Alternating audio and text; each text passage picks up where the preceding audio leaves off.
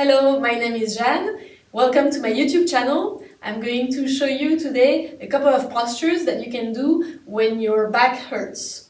Unfortunately, it happens every now and then. Very easy things that you can do even when you're traveling. You don't need to have a mat, absolutely, no accessories, really. It's the first one is just the roll down. So you try to stand upright and you inhale, lengthen your spine, you try to decompress the vertebrae, and then chin down, you roll down very slowly, trying to feel each vertebra. If you have a hernia, it's a big no, please don't do it. It could worsen the situation. So your head is heavy, so the top of your head is facing the floor, right? The crown of your head is shining towards the floor. And you can move a bit like this, yes, no, maybe. You can bend one knee and straighten the other one and change.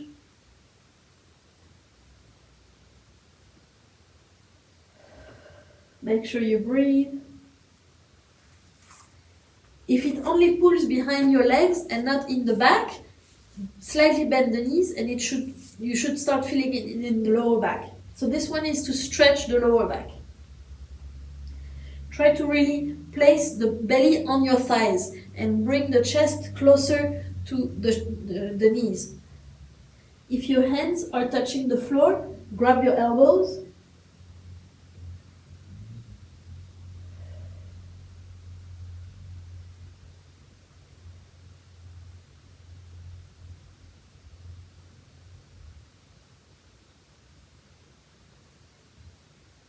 And you can swing side to side. And you should start feeling some relief in the lower back. Make sure you breathe. Let go of your arms. And very slowly as you can, but without ever stopping, you're going to roll back up.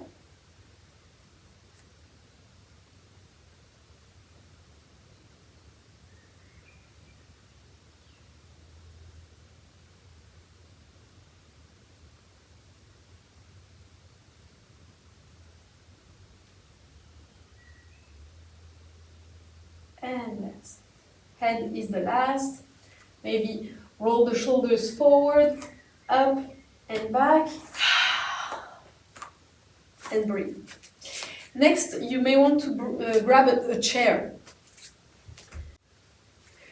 So you may want to use a chair. You can use the handle of a door. You can use even this one is not strong enough, so I'm not going to try it on this. But basically, you can hold on to this with both hands and then go back. I'm going to demonstrate with the chair. So try to put a chair that it's not going to slide, or maybe you can grab the leg of a table. Sometimes it works also. Or yeah, try something that is strong enough to handle your weight. So you're going to place your feet so that the upper body is 90 degrees from your legs. And your arms are straight and they hold on to that shelf, table, chair, whatever you have. Okay? And from there, so you're going to send your hips back. It's like your tailbone is being pulled behind. And at the same time, with your hand, you're grabbing what you're grabbing, and it's lengthening your whole spine and your whole arms. And it's a very, very nice stretch. So if you move the pelvis, you're going to feel it in the lower back. If the pain is in the lower back, that's what you should do. If the pain is more in the middle back, then what you want to do is try to bring the chest through your arms. So you see, it's like it's creating an arch, but I'm not completely, I'm not letting go of the chair. So my arms are still up, and it's giving a nice stretch in the shoulder blade area. And it's a great relief. I don't know if you can feel the same. Make sure you breathe. And slowly, slowly come back. Okay, usually when I do this, I feel like I grew a couple of inches. I don't know for you, but okay, we can let go of the chair. Okay, next one is lying down on the floor. You can try on a mattress, but the mattress is usually too soft, so it's not going to have the same effect. So if your back hurts too much anyways, you're just going to go and visit the doctors. Let's be honest, I'm not a doctor myself, so please don't take the advices like I'm licensed to give that kind of advice.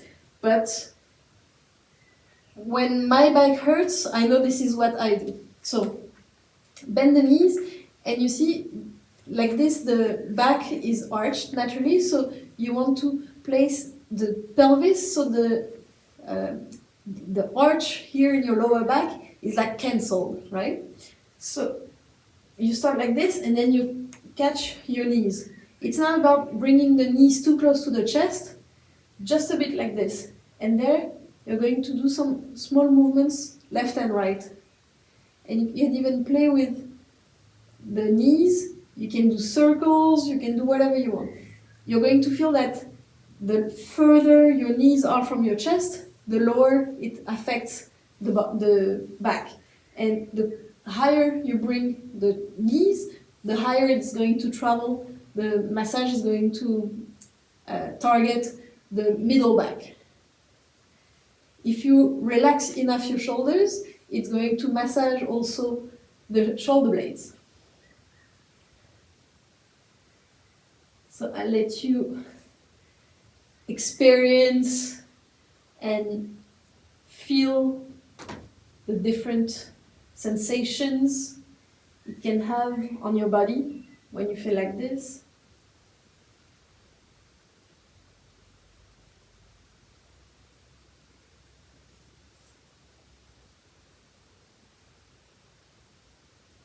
Okay, so this is the massage to just release a bit of pressure, because if your back pains, aches, probably what happens is that your muscles are too tensed. So before you can do anything, you want to release the pressure and relax, and so massaging is a good thing. If the muscles are inflamed, please don't add heat. Okay? Yeah, let me come up to say that. If something is on fire, if you have an inflammation, you don't want to add heat to it. Makes sense? You don't put oil on fire, right? So if you have an inflammation, you should add ice. If you have muscle that is just tense because it's been overworked, a bit of heat is going to release the tension. It's going to help relax the muscle. Okay? So make sure you understand this for yourself, and then experiment with your body. Always consult a doctor beforehand. It's only good advice I can give, but understand what your body is telling you and how you can fix and how you can help your body. Okay? So after the massage of the lower back, what you can do is a twist. You can either keep both knees together and send both knees one side, and so both knees to the right in my case, and my left arm to the left. And I look towards the left. And I try to breathe and relax. If you can't feel anything in this position, slowly come back. If you're fine like this, stay like this. If you want it a bit more, you extend the right leg, you keep the left knee up, and you twist. The left knee comes onto the right, and the left arm comes towards the floor. And you breathe. And you try to relax, so at the same time the left shoulder and the left knee, they come towards the floor at the same rhythm, okay? If the knee is already on the floor, you're not gonna have leverage to bring the left shoulder down on the floor. So it's better to have them both floating, all right? And slowly they come closer to the floor. And it's by using the weight of your left arm that is going to get closer to the floor with time and with your breath. And at the same time, the right hand is pressing, like not pressing, just it's resting on your left thigh towards the knee, and it's adding just a bit weight. So both the left shoulder and the left knee get closer to the floor with time. Very important. Do that when on the exhale, you can go further, because on the exhale your belly is empty. On the inhale your belly grows back because it's full of air, so you release a bit that pressure of twist. But on the exhale you can go further. On the inhale you release a bit, and exhale you go further. Okay. It's the same principle for when you do both knees together. If you have a lot of pressure like this, do it slowly, but on the exhale especially, you can use that moment to lengthen the muscles here in the lower back. Let me show you on the other side. So first both knees one side, right arm outside, and you breathe. Okay, there was a pop here on my side. All good. It's not a bad sign if it pops, it means it's coming back to where it should be. So it's a good sign. Only if it hurts, then you should be mindful, careful, you should consult a doctor, etc. Alright? You see, my shoulder is not completely on the floor, but it's getting closer. Okay, I'm ready for the level 2. So I keep the right knee with me, I extend the left leg, and I bring that right knee towards the floor. The foot is really relaxed on the floor. The knee is trying to get closer to the floor, but not before the right arm extends out, and I try to also bring the right shoulder down towards the floor. You want to turn the gaze and the chin towards that right arm extended out. If it pulls too much in your shoulder, you can assist it, placing a block underneath the right arm, on the wrist or on the elbow. Maybe it's easier if you bend the elbow completely like this.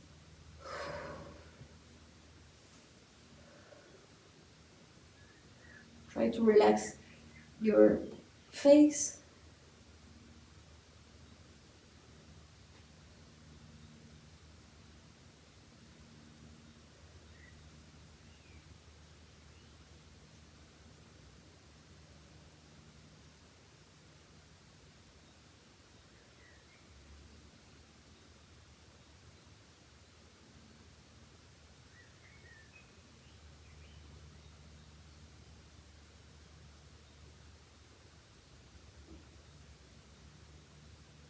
And again, with the exhale, your belly gets empty, so you can go further. On the inhale, you release that pressure that you put to yourself. And on the exhale, you lengthen here, that muscle here. If it pulls too much in the glutes, it means maybe your knee is too high. So bring the knee a bit lower.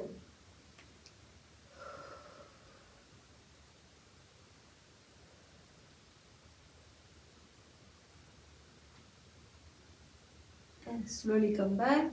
So the safest way to come back is actually to place the right arm onto the left, on like in the same direction as your legs, and then you roll back on the back. Okay, breathe. How do you feel? Let me know in the comments.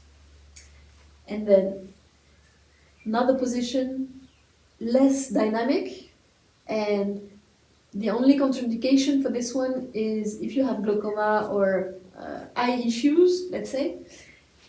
So it's legs up against the wall. You don't have to touch the wall with your buttocks exactly. Like my legs are not exactly against the wall, they're like this, and it's good enough.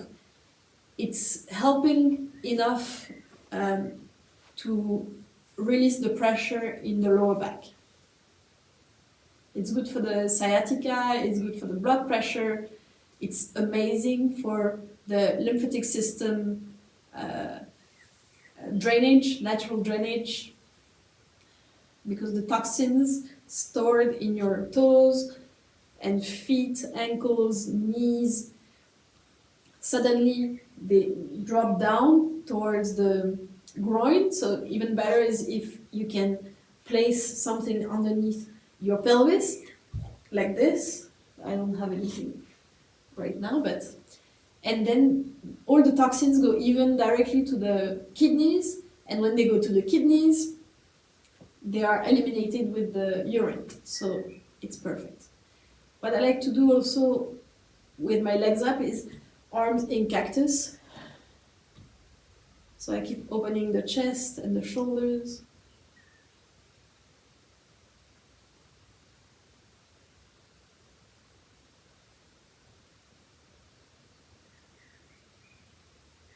What you can do also is place a cushion or just a little bit of weight. It can be a block on your soles, so it adds a bit of pressure and somehow it makes you a bit sleepy.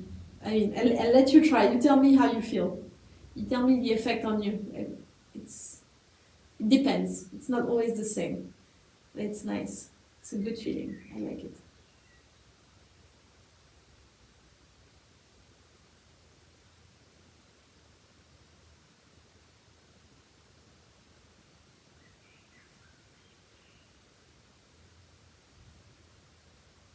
Try to stay there and breathe a bit. Observe the feeling in your body.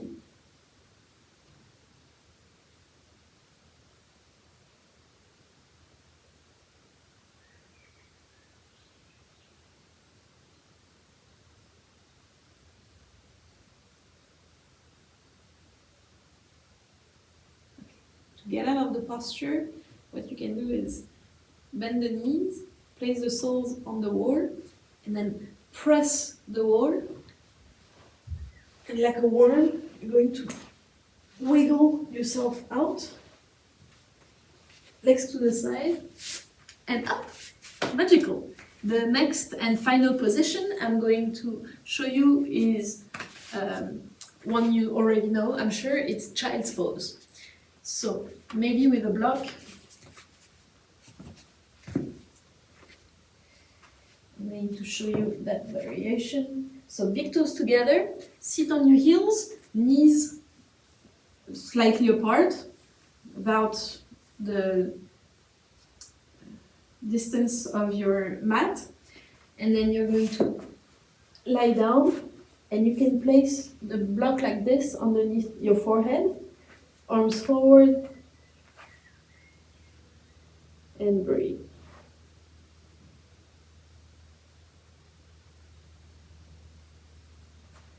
I don't need the block, but also if you want, you can use a bolster and place it in front of you like this, and rest your chest like this on the bolster. So this one is supposed to lengthen the lower back, because the pelvis is heavy and is being pressed down towards the heels and the arms being extended forward, it's relaxing the back. But I think the chair exercise I showed you earlier is even more effective.